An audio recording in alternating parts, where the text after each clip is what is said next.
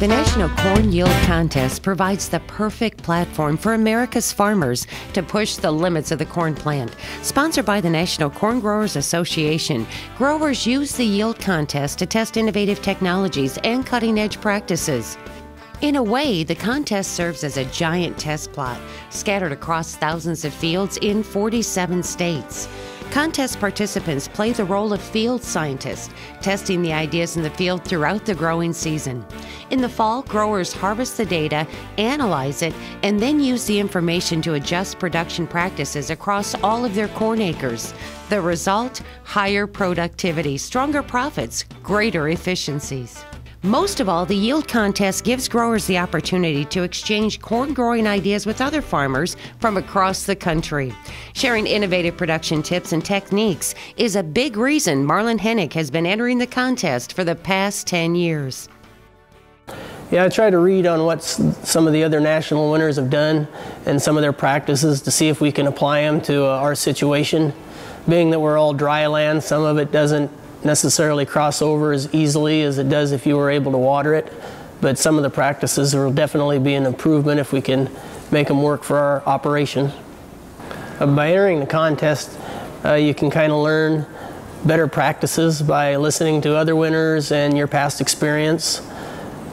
Split applying nitrogen has been very beneficial for us, along with the fungicide. I think that's added a lot of bushels to anybody that's using that system.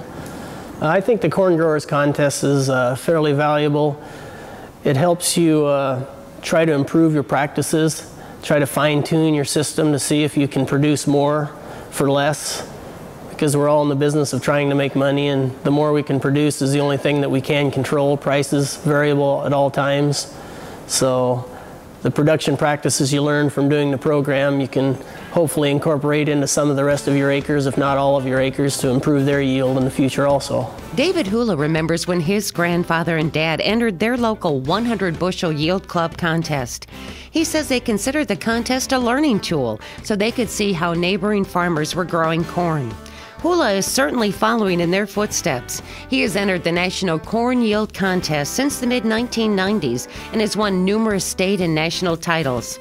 In 2013, Hula set a new world record in the Corn Yield Contest, producing 455 bushels per acre.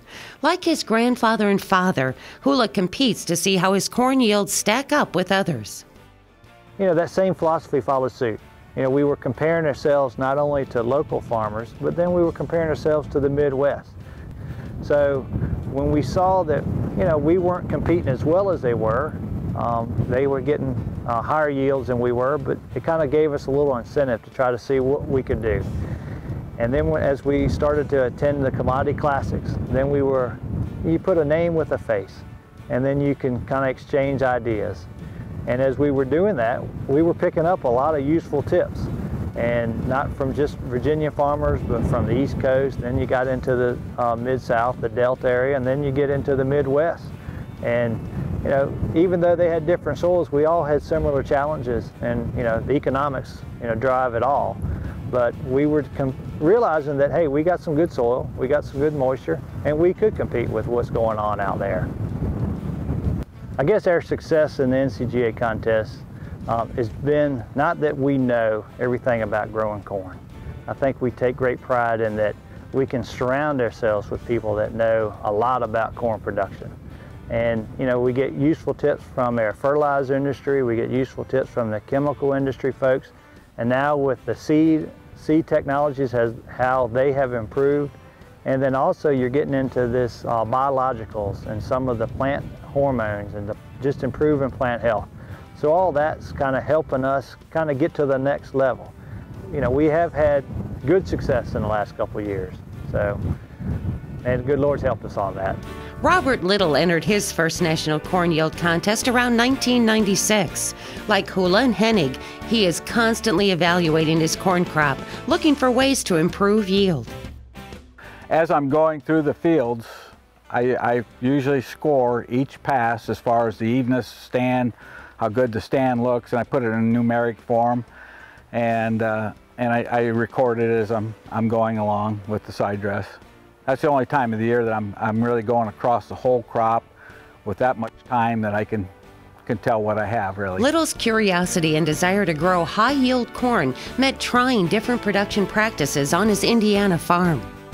I've always had some pretty good corn, but I kind of started pushing the envelope a little bit in 1998.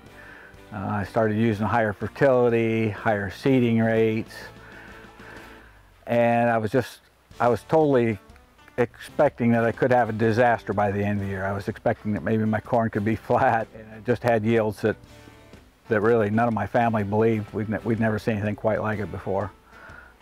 Well, I think it's kind of given me an inspiration to try different things, and it's just inspired me to see how far we can push yields. Thanks to the National Corn Growers Association's National Corn Yield Contest, that inspiration will continue for years to come. America's corn farmers will carry on their experiment in the field, testing new technologies and production practices to take corn yields to a new plateau.